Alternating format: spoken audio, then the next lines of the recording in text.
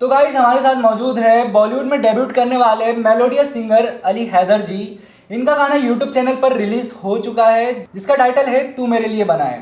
और मुझे एक और जानकारी मिली है कि यह गाना आपका YouTube channel get high on music पर भी पहला गाना है। एम आई राइट?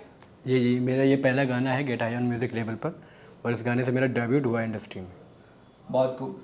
तो अपना एक्सक्लूसिव इंटरव्यू शुरू करने से पहले मुझे इस गाने के कुछ इंटरेस्टिंग फैक्ट्स पता चले हैं, तो मैं आपको बताना चाहता हूँ कि ये गाना टोटल 18 आवर्स में शूट हुआ है दिल्ली में। इस गाने में स्टार कास्ट थी जो कोविद मित्तल एंड शरीफ करीमी जी।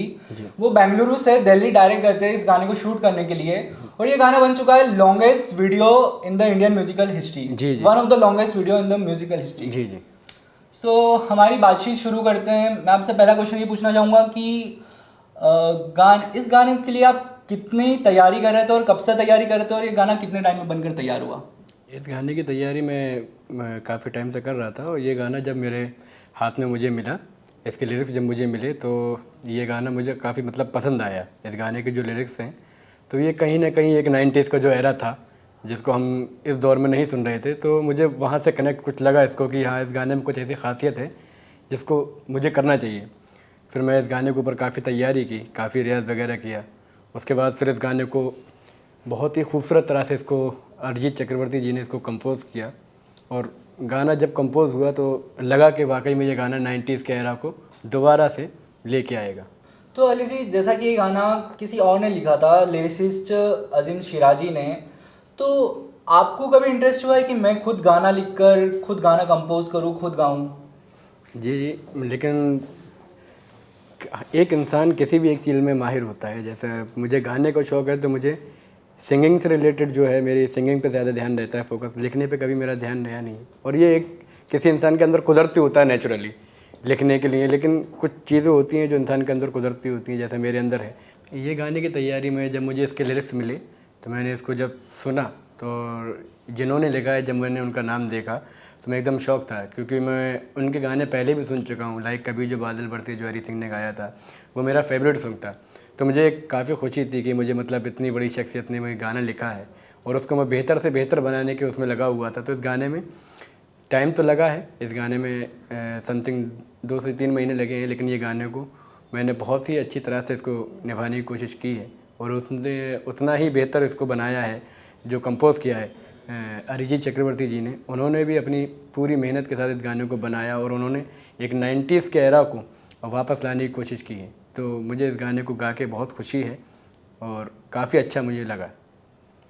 जी हाँ, मैंने भी सुना था ये गाना, और मुझे भी आज ऐसा फील हुआ कि आज के इस टाइम में जहाँ हिप हॉप म्यूज़िक ज़्यादा फेमस हो रहा है, जहाँ कुछ ज़्यादा लोग सुनते नहीं हैं, वहाँ पर ये गाना बहुत अच्छा है, बहुत मेलोडियस है, बहुत सोलफुल है। जी बिल्कुल। इसके बाद आपकी जो को सिंगर थी तृप्ति सिन्हा जी, उनके साथ एक्सपीरियंस आप कुछ बता सकते हैं हमारे साथ? जी, उनके साथ मेरा एक्सपीरियंस बहुत ही अच्छा रहा, क्योंकि वो एक मेलोडियस सिंगर है, और उनका काम जो है वो इंडस्ट्री में एकदम नामी काम है। उन्होंने बहुत अच्छी अच्छी फिल्मों के लिए काम किया है, लाइक वार छोड़ना यार, मुंबई सिटी, और ना जाने कितनी मूवी उन्होंने गाने गाए। उनका एक स्टार प्लस पे जो आता था सिलसिला बदलते रिश्तों का, उसका टाइटल ट्रैक भी उन्होंने गाया था, वो काफ़ी हिट था। तो उनके साथ मुझे काम करने में काफ़ी खुशी हुई, और मुझे खुशी इस बात की भी है कि उन्होंने मेरे गाने में अपनी आवाज़ दी और इस गाने को खूबसूरत बनाया। तृप्ति सिन्हा जी का आपने नाम कहीं ना कहीं तो सुना ही होगा, और मेरा अगला क्वेश्चन आपसे ये है कि जब आप आमतौर पर ऐसा होता है कि जब कोई सिंगर गाना गाता है, उसका म्यूज़िक वीडियो शूट होने आता है, तो सिंगर्स सेट पर मौजूद होते हैं डायरेक्ट करने के लिए कि मैंने जो लिखा है वो सही तरीके से शूट हो रहा है या नहीं। तो मैं आपसे पूछना चाहता हूँ कि जब आपका गाना शूट हुआ था तो आप ऑन सेट मौजूद थे या नहीं? नहीं, मैं ऑन सेट तो मौजूद नहीं था, मैं यहाँ पर था, और उस वक्त मैं स्टूडियो में रिकॉर्डिंग कर रहा था जब इसकी शूटिंग स्टार्ट हुई। लेकिन इसकी जो इन्फॉर्मेशन थी मुझे मिलती रहती थी, क्योंकि ये 18 घंटे लगातार इसका शूट चालू था दिल्ली में। तो इसके सीन्स के वगैरह के बारे में जो भी इन्फॉर्मेशन मुझे मिलती रहती थी, तो मैं काफ़ी एक्साइटेड था, क्योंकि इसको जितनी अच्छी तरह से कोविद और शबी करीमी इन दोनों ने जो निभाया है, दोनों स्टार कास्ट ने, ये काफ़ी अच्छा इस गाने को मुझे इन्फॉर्मेशन सुन के जो काफ़ी अच्छा लगा। ये तो बहुत अच्छी बात है कि आपको इन्फॉर्मेशन मिलती रहती थी। और अब अगला प्रश्न मेरा यह है कि हर किसी का कोई ना कोई इंस्पिरेशन होता है, जैसे कि मेरा इंस्पिरेशन मनोज वाजपेयी जी है, मुझे एक्टर बनना था।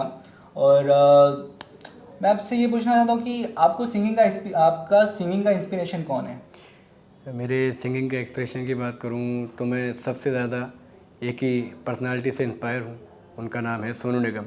जो कि मुझे लगता है आज के टाइम में शायद हिंदुस्तान में हर एक बच्चा अगर जो सिंगिंग की लाइन में आना चाहता है वो शायद उन्हीं से इंस्पायर होगा, क्योंकि इंडियन म्यूज़िकल हिस्ट्री में उनसे बेहतर सिंगर अभी तक जो सुरों में हूँ या किसी भी चीज़ में हूँ उनको बहुत नॉलेज है।